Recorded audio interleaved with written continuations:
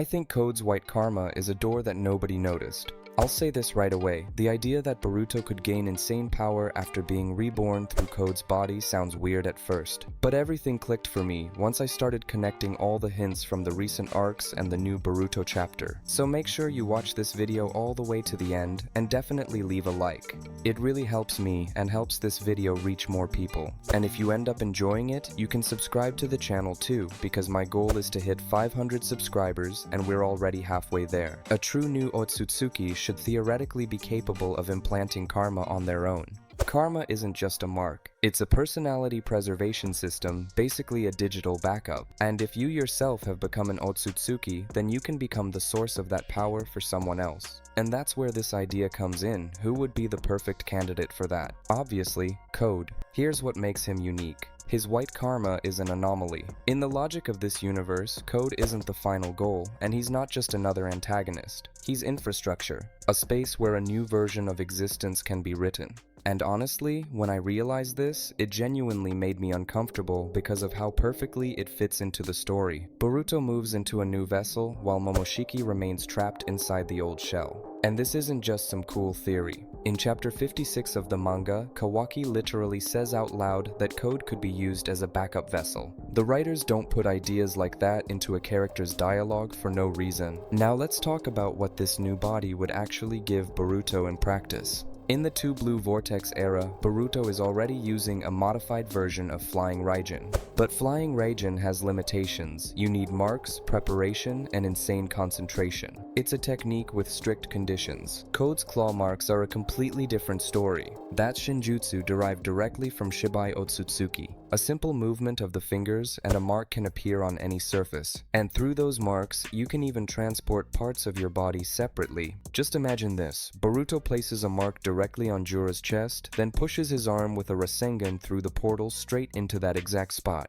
That's absolutely broken, and it completely changes the power balance. But that's only the beginning of his upgrade. And all of this is just the warm-up before the main point. Because the real purpose of this theory is to explain the awakening of the Jougan. The Jougan isn't just an eye of power, it's an eye that perceives the system. That's why it's so difficult to describe using normal categories. The Jougan sees something different, something that the story itself still doesn't even have a name for.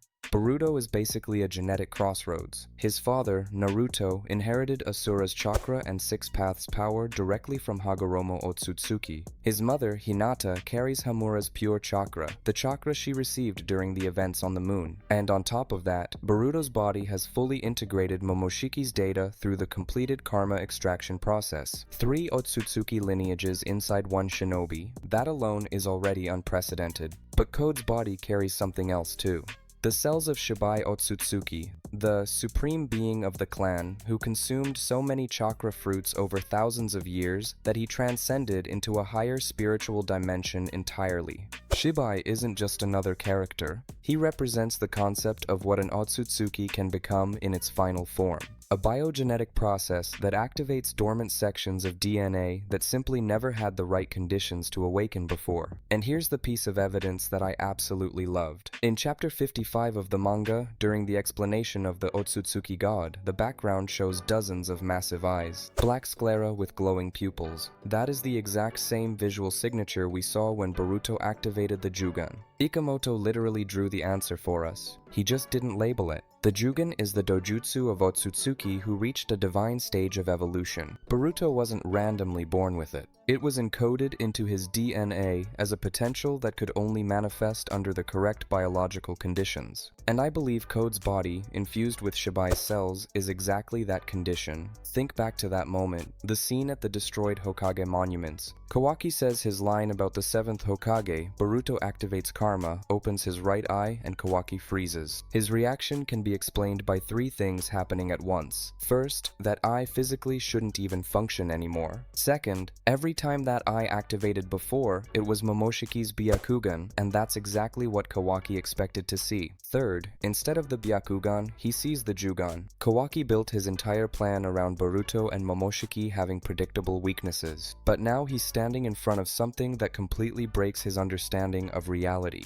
And I want to end this video with one final thought. Back in Naruto, power was passed down through generations and inherited will. But now, power is transferred through data structures, through vessels that can be replaced, and Boruto stands directly at the border between those two ideas. On one hand, this feels like the logical next step. The Otsutsuki have always pursued existence beyond the limitations of the physical body. Shibai already completed that path, and Boruto may be approaching it himself. But on the other hand, Boruto's human side, his stubbornness, his bonds, his emotions, has always been the thing that separated him from the cold logic of the Otsutsuki.